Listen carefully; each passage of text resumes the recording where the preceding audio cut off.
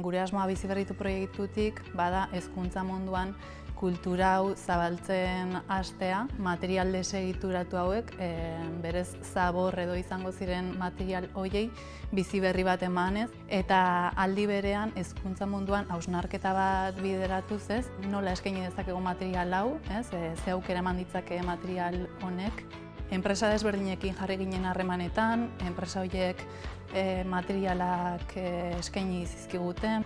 5 mintegi egin ditugu, 4 hilabeteko prozesua izan da. Eskola desberdinek, guztira Gipuzkoako 8 ikastetxek hartu dute parte mintegi horietan. Hasieran zaitasun ezan nola egin, zenekin egin, pixket hor adierazi dute moduen, galderak sortzen zitzaizkigun oso zehatzak bezala. Zein berdeu, zenekin berdeu, zertako berdeu, baina prozesu aurrera junda neurrien aldatzen junda hori ez die beharrezkoek galdera hori danak.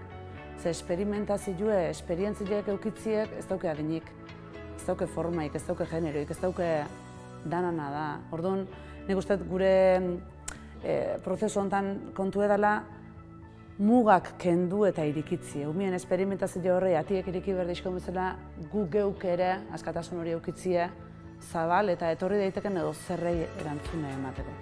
Oso interesgarria iruditu zitzaigun hasieratik.